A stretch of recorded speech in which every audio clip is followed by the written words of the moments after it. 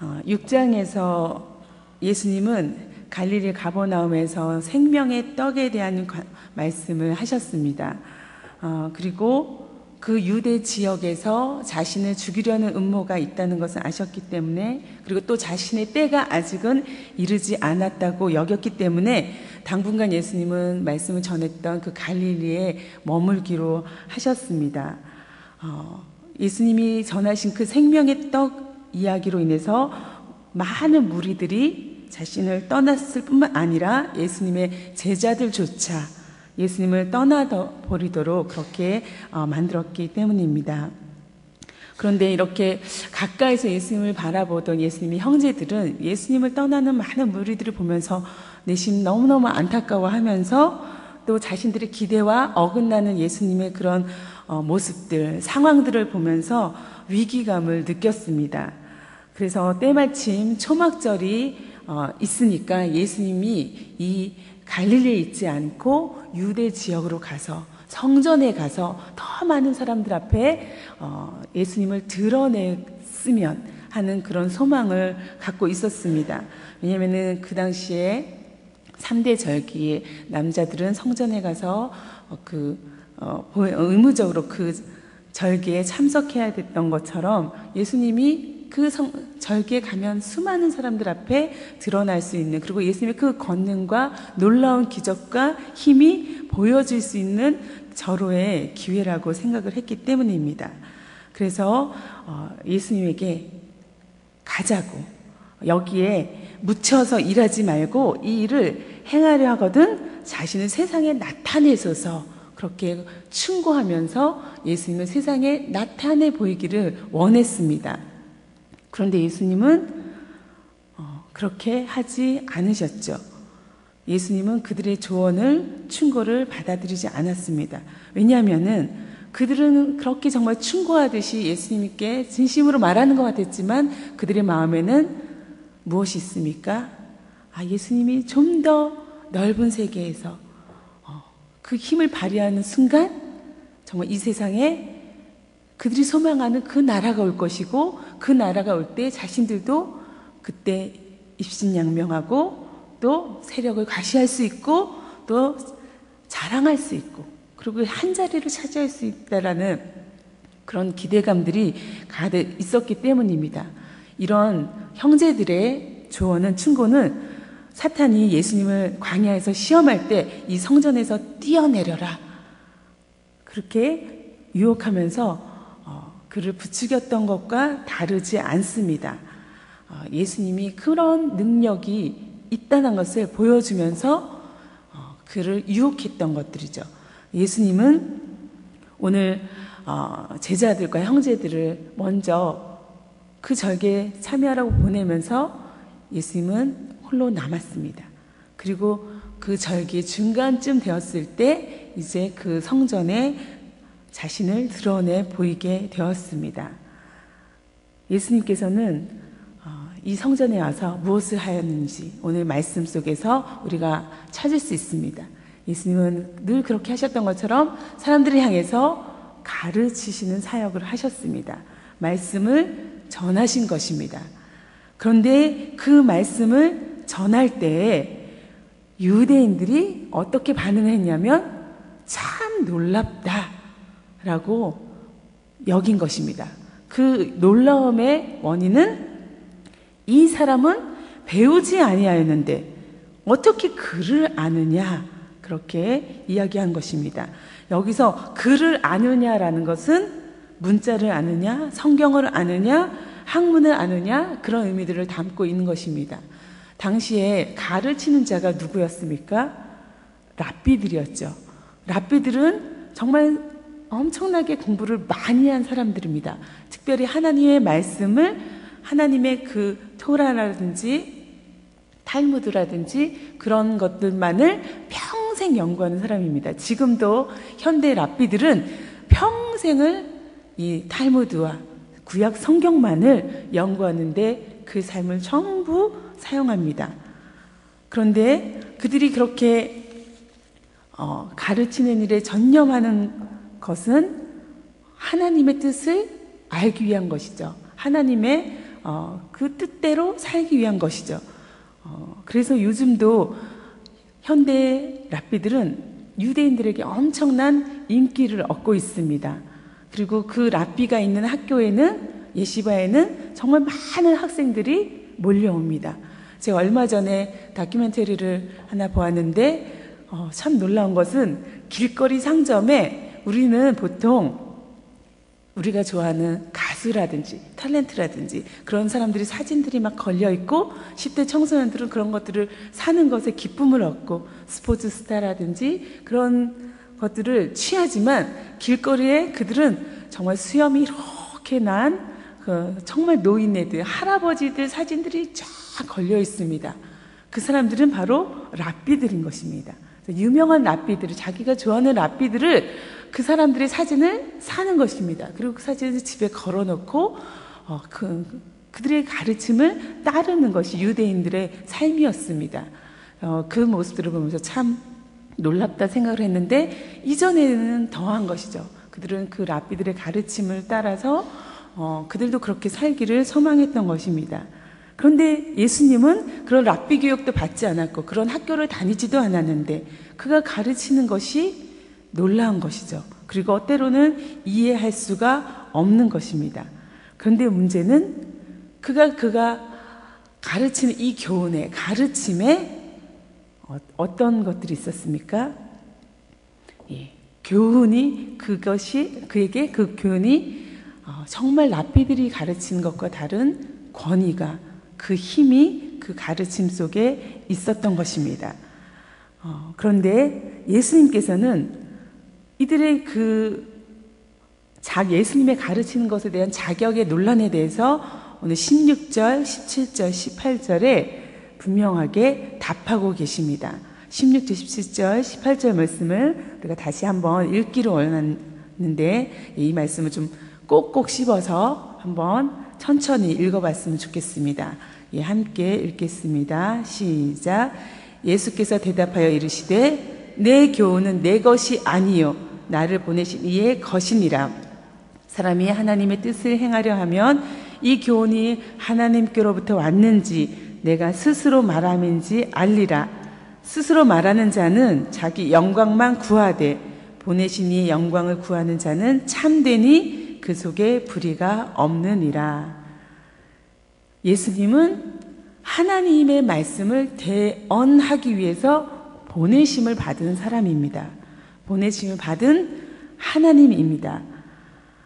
그러니 예수님의 말씀은 인간의 말이 아니라 하나님의 말인 것이죠. 하나님이라는 그 권능자, 하나님이라는 그 분이 하시는 말씀인 것입니다.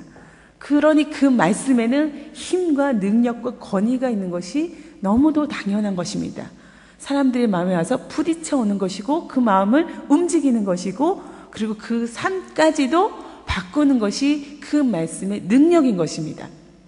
우리가 누구이냐에 따라서 내 말에 권위가 다를 때가 너무도 많지 않습니까? 제가 그냥 한 사람 송지영으로 말할 때와 이 단에 서서 하나님의 말씀을 전할 때는 전혀 다른 말에 힘이 있는 것입니다. 송지영으로 있을 때는 송지영은 아무런 힘과 능력과 권위가 없기 때문에 그냥 인간의 말에 지나칠 뿐이고 그 말에 누군가를 변화시킬 수 있는 어떤 힘도 없는 것입니다. 그러나 하나님의 말씀을 전하는 자로 있을 때는 하나님의 말씀이, 그 능력이 이 언어 속에 담겨져야 되는 것입니다. 그리고 그렇게 우리가 받는 것입니다.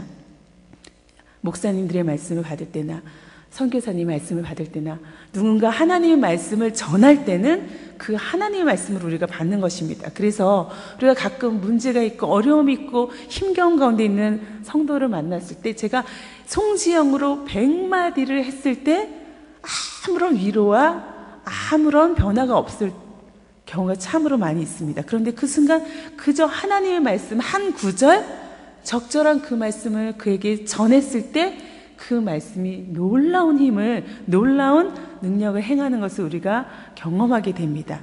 우리도 그렇죠. 내가 그냥 인간, 괜찮아, 이렇게 괜찮아, 좋아질 거야 라고 말하는 것과 하나님의 말씀으로 그 사람에게 위로를 줬을 때는 전혀 다른 것입니다. 내가 만약 대통령의 말을 전달하는 자로 있다면 내가 대통령의 그 신분으로 대신 말하는 것과 같은 것입니다. 그렇기 때문에 예수님은 그렇게 말한 것입니다. 내 교훈은 내 것이 아니다. 나를 보내신 이의 것이다. 그러니 어떻게 해요? 그 말씀이 내 스스로 나의 영광을 구하는 것이 아니라 하나님의 영광을 구하는 것이다. 내 말의 출발도, 내 말의 마지막도 결국은 하나님의 영광에 그 포커스가 있다고 말하는 것입니다. 그러니 그 속에 불의함이 없다고 그렇게 당당하게 말씀하고 계십니다. 유대인들은 이 말씀을 들었을 때 어떻게 반응했을까요?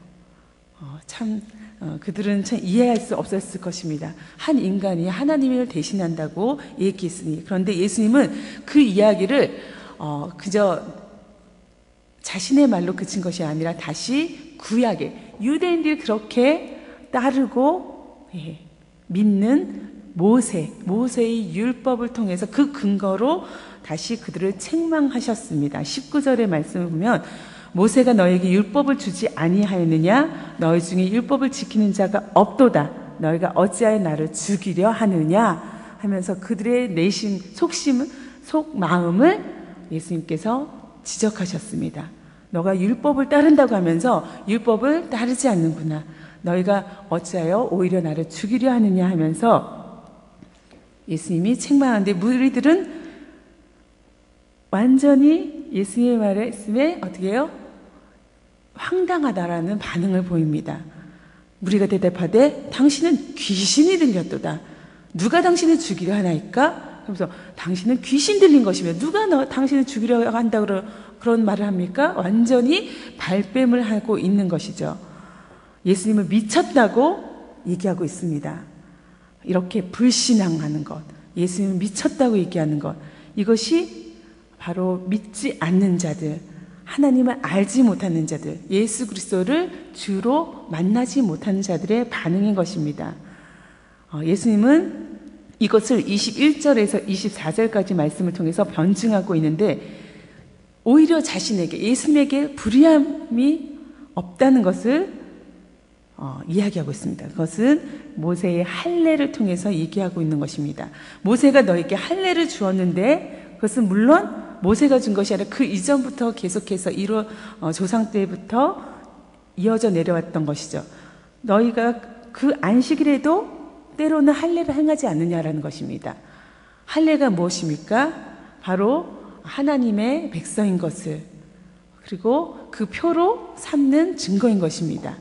사람의 몸의 한 부분에 입는 증거인 것입니다. 그런데 때로는 그 할례가 태어난 지 8일 만에 남자에게 행하는 것이 아닙니까? 그런데 그 태어나서 8일을 세다 보면 그 8일이 안식일일 경우가 있습니다. 근데 그 안식일 경우에도 할례는 행해야 되기 때문에 그들도 할례를 안식일에 행하는 것입니다. 너희들이 그렇게 할례를 안식일에도 행하지 않느냐라는 것입니다. 그런데 너희도 그렇게 할례를 행하면서 23절에 모세의 율법을 범하지 아니하려고 사람이 안식일에도 할례를 받는 일이 있거든 내가 안식일에 사람의 전신을 건전하게 한 것으로 너희가 내게 노여워하느냐. 예수님이 안식일에 38년 된 병자를 고쳤습니다. 예수님이 그의 신체의 일부를 고친 게 아니라 그 전체의 전신을 온전케 하신 것입니다. 뿐만 아니라 그가 과거에 살았던 그 모든 비루한 삶에서 완전한 회복을 주었습니다. 영적으로 완전히 살아난 것입니다. 그 한 부분이 아니라 그것이 안식일에 행해졌다고 해서 너희가 나를 죽이려 하느냐. 예수님은 그들의 그런 정당하지 못함을, 적합하지 않음을 지적하고 있는 것입니다. 그러면서 24절에 외모로 판단하지 말고 공의의 판단으로 판단하라 라고 명령하고 있습니다. 우리가 겉으로 보여지는 것, 비춰지는 것, 드러나는 것으로 판단하지 말고 공의로, 하나님의 의로 판단하라고 그렇게 이야기하고 있습니다. 우리 역시 이 말씀을 들어야 합니다. 오늘 우리가 하나님의 말씀을 들을 때 진심으로 하나님의 말씀으로 아멘으로 받습니까? 그 말씀이 내 안에 들어와서 그 말씀이 움직이도록, 나를 변화시키도록, 내 생각과 나의 고집과 나의 잘못된 그런 편견으로부터 벗어나도록 고치십니까? 아무리 하나님 말씀이 우리 안에 들어와도 절대로 나는 바뀌지 않는 그런 구석을 우리는 끝까지 갖고 있는 죄인들의 모습이 있습니다. 그것이 내게서 발견되고 우리 이웃에게서 발견됩니다. 그걸 볼 때마다 우리의 마음이 너무도 아픕니다. 그것이 우리가 죄인이라고 고백할 수밖에 없는 모습인 것입니다. 예수님의 가르침을 우리가 들을 때 겸손하게, 그렇습니다. 주님, 저는 죄인입니다. 주님, 말씀하여 주시옵소서. 저를 변화시켜 주시옵소서. 제 생각과 연약함과 못된 이 모든 것들을 하나님 바꿔주시옵소서. 그렇게 우리가 주님 앞에 내 자신을 내어놓아야 될 것입니다. 나의 일부가 아니라 나의 전신을, 나의 영을 온전히 바꾸시는, 그리고 온전케 하시는 그 예수님께 나를 다 의탁해야 될 것입니다.